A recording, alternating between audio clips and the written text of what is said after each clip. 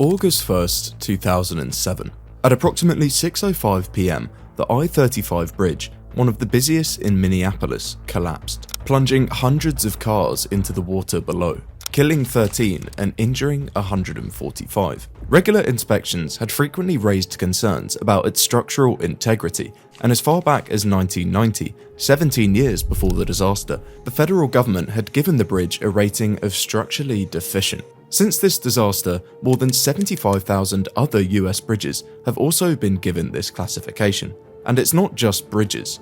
In 2024, the average American spent 11 hours in blackout. Every 2 minutes, a water main bursts somewhere in the country, and 4 in 10 roads are now rated poor or mediocre. All whilst the rail network has nearly halved since its peak. America is falling apart, not metaphorically, but physically. Meanwhile, China, its biggest rival, is busy building the future. High-speed rail, megacities, and new infrastructure projects, all popping up in years, sometimes months. Even though China is still developing, this gap is widening fast. In 2022, Washington made a last-ditch effort to reverse this trend, a $1.2 trillion plan to rebuild the nation's crumbling infrastructure. But as big as that number sounds, it may have only delayed the inevitable. Millions of aging systems are reaching the end of their life, just as new ones are needed to meet rising demand.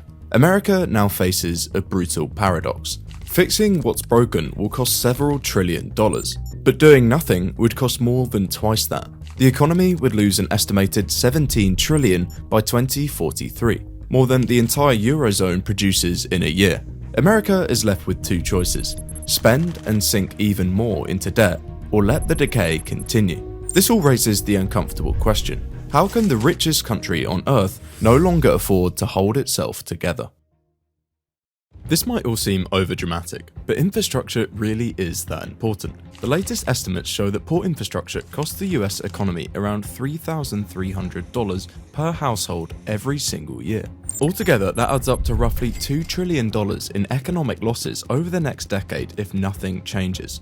Of course, it probably doesn't surprise you that the US doesn't really have the best infrastructure in the world. Just take a look at this map. It shows all of the passenger rail lines spanning across the continent of Europe, with routing connecting basically every major city. Then compare that to the US, and it's almost embarrassing. But what you might not know is that America wasn't always like this. In fact, going back to the 1950s, it actually had one of the best infrastructure systems in the world. By the end of the decade, the US had built more miles of paved road and rail networks than every other developed nation combined. In a weird way, the country's ability to do this was really thanks to an economic crisis, the likes of which the world had never seen. By 1933, the peak of the New Deal infrastructure, America had been stuck in the Great Depression for more than 3 years. Unemployment had hit 25%, industrial production had collapsed by nearly half, and more than 9,000 banks had failed. It was a level of economic devastation that gave the government both the political cover and the public support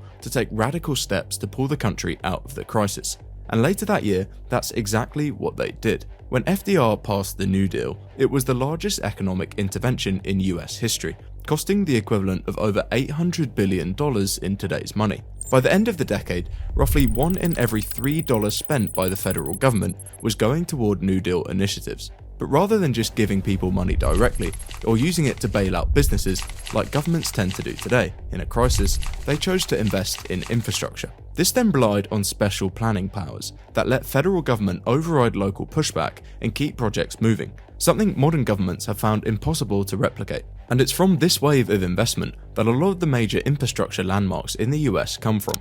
Icons like the Golden Gate Bridge, the Hoover Dam, and the Lincoln Tunnel. That approach was so successful that presidents from both parties would end up doing the same thing for decades, from Eisenhower's interstate highways to Kennedy's massive airports. But while this gave the country some of the best infrastructure in the world, it did create some other issues. All of this long-term investment came with a massive price tag, and once government spending had grown to support it, it became almost impossible to cut back in other areas. Welfare, entitlement programs, and countless smaller agencies all expanded alongside these big projects. By the 1980s, the size of the federal government as a share of the entire economy had nearly doubled. That led to a mounting backlash, and it helped propel Ronald Reagan into office on a promise to slash that spending. And that's exactly what he did, cutting non-military discretionary spending by a third during his time as president. But in doing so, he also slashed federal infrastructure budgets, cutting funding for transportation, water systems,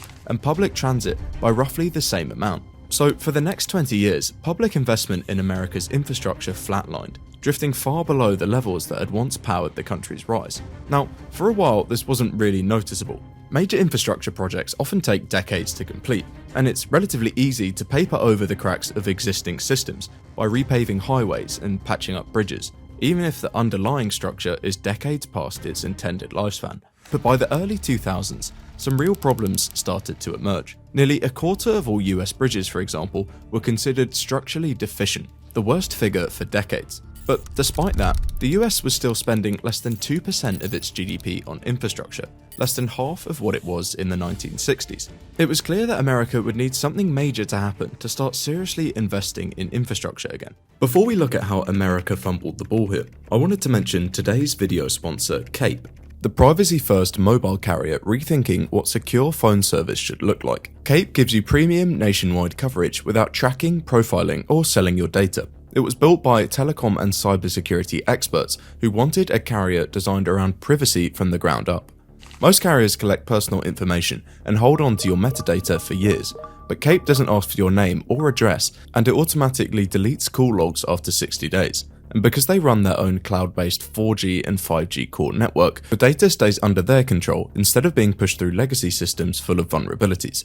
The feature that really stands out is their SIM swap protection. Instead of relying on customer service reps or pins, your number is secured with a 24-word recovery phrase that only you control. There's no insider risk and no easy way for someone to hijack your number. It works more like protecting a digital asset wallet than dealing with a phone again. Every plan also includes enhanced signaling protection to block surveillance attempts, encrypted voicemail, and the option to bundle Proton VPN Plus and Proton Unlimited for just $1, which rounds out to a genuinely strong privacy setup. Cape is still in beta, but if you want to lock down your number and your privacy, switch to Cape using my promo code INVISIBLEHAND33 to get 33% off your first 6 months of Cape. Click the link in the description to learn more. Now let's get back to how America began falling apart from 2008 onward. And in 2008, that's exactly what happened. A crisis in the financial sector caused the US economy to shrink by more than 4%, while unemployment spiked to over 10% for the first time in decades. As bad as it sounds, it was also something of a golden opportunity. The government knew that it would need to spend enormous amounts of money to pull the economy back out of recession. And it also needed to spend huge amounts of money fixing its crumbling infrastructure. So, just like FDR did in the 30s, the government had a rare opportunity to kill two birds with one stone. But the thing is, they actually ended up doing the opposite. Instead of a new wave of public works, the vast majority of stimulus spending went towards bailing out the financial sector. About $700 billion was spent stabilizing major banks alone. Meanwhile, only around 6% of total stimulus funds went to infrastructure investment. It's obviously impossible to know whether this was the right call, and it's something which economists are still debating today. But what we know for certain is that it meant that, unlike after the Great Depression, the country had spent its way out of a financial crisis without any new infrastructure to show for it. In part because of this, America has been stuck in the last couple decades with some of the worst infrastructure in the developed world. Decades of underfunding have left over 43% of public roads in poor or mediocre condition, costing the average driver around $1,400 a year in extra repairs and wasted fuel. Those same crumbling roads help cause around 40,000 deaths every year, a far higher rate than anywhere else in the developed world. The best estimates are now putting the cost of fixing all of this at around $15 trillion, equivalent to the entire government budget for more than 2 years. Now, it's not like this issue has gone totally unnoticed. After months of haggling, Biden did manage to get the Infrastructure Investment and Jobs Act through Congress in 2021.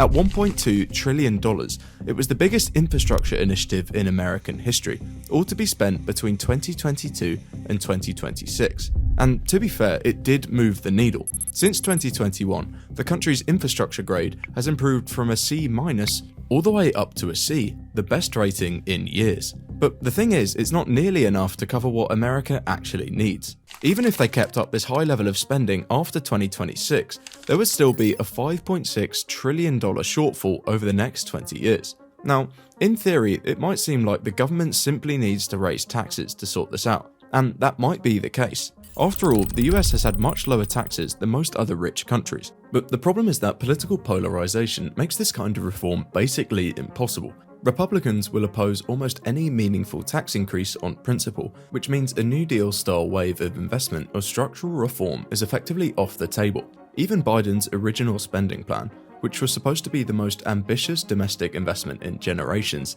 had to be massively watered down just to get a few members of Congress on board. And to be fair, the Republicans might not be entirely wrong about the politics. Polling consistently shows that most Americans would rather the government did less and cut taxes, rather than raise them to expand the state. A big part of that comes from America's long cultural tradition of skepticism towards government power, something which separates the US from Europe in a way that not many people really understand. Either way, big structural reform on the scale of the New Deal just isn't something the US political system is capable of delivering today. Of course, there's always the option of borrowing money to try and fix this issue, but that again is a very risky strategy. National debt is already well over 100% of GDP, in large part thanks to all of the stimulus spending during 2008 and COVID. That means that the government is already having to spend a huge amount on their interest for these past loans, about 10% of their annual budget. With such a tight budget, it becomes politically incredibly hard to invest in things for the future, even if everyone agrees they're desperately needed. But as big as the underinvestment problem is, it's only half the story, because even if the government did throw far more money at the problem, it's not actually clear it would make things any better. A lot of America's most ambitious projects, like California's high-speed rail, have become derailed not by a lack of funding, but by how incredibly inefficient the whole system has become. When it was first proposed in 2008, the entire project was supposed to cost around $35 billion. The idea was to build a high-speed rail line running from San Francisco in the north down through the Central Valley and all the way to Los Angeles and Anaheim in the south, effectively connecting the state's two biggest population centers with trains running over 200 miles per hour.